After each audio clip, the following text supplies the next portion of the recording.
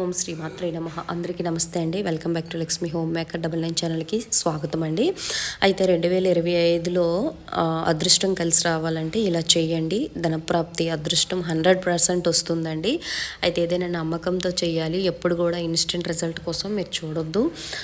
ఓకేనా. అయితే 2025 సంవత్సరంలోనే అంటే కొత్త ఉత్సాహాన్ని తెలుస్తుంది. అందరికీ ఉత్సాహం పెందుతుందండి. ప్రతి జాన్యువరి 1 అంటే చాలా ఉత్సాహంగా ఉంటామండి. అలాంటి జాన్యువరి 1 రోజు మనం ఏం చేయాలంటే 2025 సంవత్సరంలో కొన్ని పనులైతే మనం చేసుకోవాలి. కొన్ని పరిహారాలు కూడా చేసుకోవాలండి. ఎలాంటి పరిహారాలు పాటించాలి, కొత్త సంవత్సరంలో అదృష్టం కలిసి వచ్చే పరిహారాలు ఏంటి అనేది ఈ వీడియోలో మనం తెలుసుకుందామండి. వీడియోకి వెళ్ళే ముందు ఎవరైనా మన ఛానల్ని ఫస్ట్ టైం చూసినట్టుగైతే ప్లీజ్ సబ్స్క్రైబ్ చేయండి. అలాగే బెల్ ఐకాన్ ఉంటుంది, దాన్ని కూడా క్లిక్ చేయండి. ప్రతి నోటిఫికేషన్ అయితే వస్తుంది. 2024 సంవత్సరం ముగిసేలోపు మీరు కొత్త ఏడాది లోపే అంటే మనము 2024 సంవత్సరం ముగిసేలోపు ఏదైనా దేవాలయంలో రావి చెట్టు ఉంటుంది కదండి. ఆ రావి చెట్టు దగ్గరికి వెళ్ళి 7 ప్రదక్షిణలు కానీ 9 ప్రదక్షిణలు కానీ చేసి చక్కగా రావి చెట్టు దగ్గర నెయ్యి దీపం వెలిగిస్తే మీకున్న సమస్యలన్నీ పోతాయండి. దోషాలు, ముఖ్యంగా జాతక దోషాలు పోతాయండి. అలాగే 2025 సంవత్సరము ఉదయాన్నే మనము నిద్రలేచి చక్కగా బ్రహ్మముహూర్తంలో నిద్రలేచి చక్కగా తులసి కోట దగ్గర మనము నెయ్యి దీపం వెలిగించి ఇంట్లో అయితే పూజ చేసుకోవాలండి. అలాగే మన మెయిన్ డోర్ ఉంటుంది కదండి, మెయిన్ డోర్కి అయితే స్వస్తిక్ గుర్తు అయితే 2025 సంవత్సరంలోని జాన్యువరి 1కి అయితే చక్కగా స్వస్తిక్ చాలా లక్ష్మీ చిహ్నం అండి. అది లక్ష్మీదేవికి చాలా ఇష్టం. నేను ఎన్నోసార్లు మీకు చెప్పాను, పూజా మందిరంలో మనం దీపారాధన చేసేటప్పుడు, కామాక్షి దీపం చేసేటప్పుడు కింద డైరెక్ట్గా ప్లేట్ పెట్టకూడదు. స్వస్తిక్ గుర్తు వేసి అదే కామాక్షి దీపం పెడితే చాలా మంచిదండి. అంత శక్తివంతమైన స్వస్తిక్ అనేది మనము డోర్కి అయితే వేసుకోవాలి కొత్త సంవత్సరం. అలాగే గుమ్మడికాయ కూడా కట్టుకోండి. అంటే మనము 2024 సంవత్సరం మనకి అమావాస్య వస్తుంది కదండి. ఈ అమావాస్య ఎలాగా మనకి జనవరి 1 లోపే అమావాస్య వస్తుంది. అమావాస్యకి మాత్రం కంపల్సరిగా గుమ్మడికాయ అయితే ఇంటికి కట్టుకోండి. గుమ్మడికాయ లక్ష్మీ స్వరూపం అంటారు. అలాగే నరదృష్టి తీసిస్తుంది. మన ఇంట్లో నెగిటివ్ ఎనర్జీ అనేది గుమ్మడికాయ అనేది తీసిస్తుంది. మన ఇంట్లో గుమ్మడికాయ ఎక్కువగా తొందరగా ఖరాబ్ అయిపోయింది అనుకోండి, దాని నుంచి వాటర్ కారుతూ ఉందనుకోండి, ఇంటికి బాగా దిష్టి ఉన్నట్టుగా. అప్పుడు ఏం చేయాలంటే ఆ గుమ్మడికాయ తీసేసి మళ్ళీ కొత్త గుమ్మడికాయ కట్టుకోవాలి. ఇలా చెయ్యాలి. అలాగే మనము కొన్ని పరిహారాలు చేసుకోవాలండి. పూజ గదిలో మాత్రం తప్పకుండా మీరు ఈ కొత్త సంవత్సరంలో అంటే నేను చాలా వీడియోస్లో చెప్పాను, రాగి చెంబు అనేది రాకూరుతుందంట. ఏదైనా రాగి వస్తువు రాకూరుతుంది కాబట్టి రాగికి అంత ప్రాముఖ్యత ఉంది.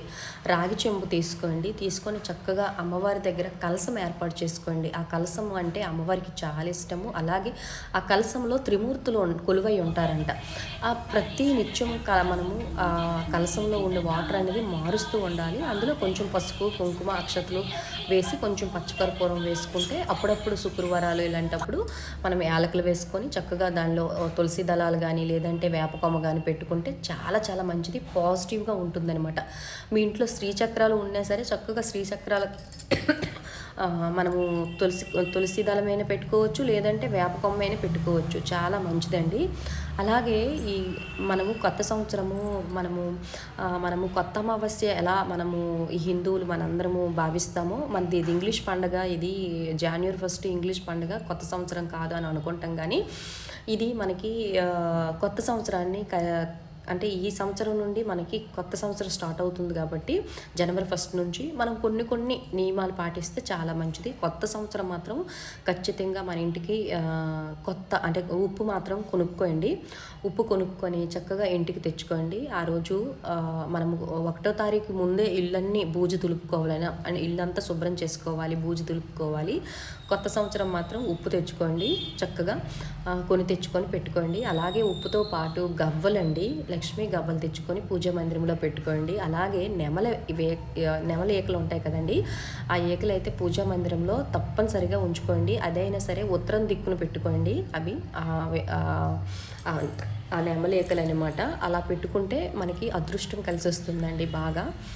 ఈ విధంగా చేసుకోండి. అలాగే మన బీరువా కూడా మనము కొత్త సంవత్సరంలోపు వచ్చేలోపే కొంచెం బీరువా కూడా క్లీన్ చేసుకోండి. చాలామంది బీరువాలు ఉంటాయి కదా, అవి క్లీన్ చేసుకొని చక్కగా సాంబ్రాణి ధూపం వేసుకొని అందులో ఏలకలు పచ్చకర్పూరము అనేది బీరువాల్లో పెట్టుకోండి. చాలా చాలా మంచిదండి. ఆకర్షణ శక్తి అనేది మనకి ఏలకలకి లవంగీలకి ఆ తర్వాత పచ్చకర్పూరంకి ఉంటుంది. లక్ష్మీ అమ్మవారికి చాలా ఇష్టం. ఈ 3 వస్తువులు మూట కట్టుకోండి. చిన్న పట్టు వస్త్రంలో లవంగీలు ఏలకలు పచ్చకర్పూరం ఇలా మూట కట్టుకొని బీరువాల్లో ఉంచుకోండి ఫ్రెండ్స్. ఓకేనా? ఈ విధంగా అయితే మీరు ఈ పరిహారాలు చేసుకోండి. ప్రతి నిత్యము 2 పూట్ల సాయంత్రం అంటే మార్నింగ్ ఈవినింగు దీపారాధన చేయడానికి ఈ 2025లో ప్రయత్నించండి. ఇంతవరకు మీరు చేస్తే ఓకే అండి. ఇంతవరకు కొంతమంది చేయలేరు కదా, అలాంటి వాళ్ళకి నేను చెప్తున్నానండి. 2025 సంవత్సరం మాత్రం ఖచ్చితంగా మీకు మంచి జరగాలంటే ప్రతి నిత్యము ఎవరిని నిందించకుండా మన పని మనం చేస్తూ మనము వెళ్ళిపోతే ఆ భగవంతుడే మనకి అంటే మనకి ఏం చెయ్యాలనేది భగవంతుడే మనకి ఇస్తాడనమాట.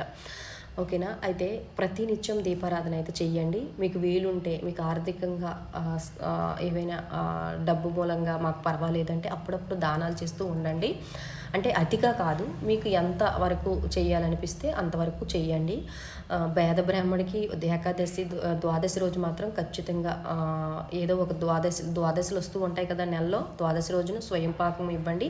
ద్వాదశి రోజు కాకపోయినా సరే అమావాస్య రోజు కూడా మనము స్వయం పాకాలు అంటే స్వయం పాకం బ్రాహ్మణికి ఇస్తే పితృదేవతలు సంతోషిస్తారంట. చాలా మంచిదండి. అప్పుడప్పుడు ఇలా చేస్తూ ఉండండి. ఓకేనా? ఈ వీడియో మీకు నచ్చుతుంది అనుకుంటున్నాను. నచ్చితే లైక్ చేయండి, షేర్ చేయండి, కింద కామెంట్ బాక్స్లో నాకు పోస్ట్ చేయండి. ఓం సర్వేజన.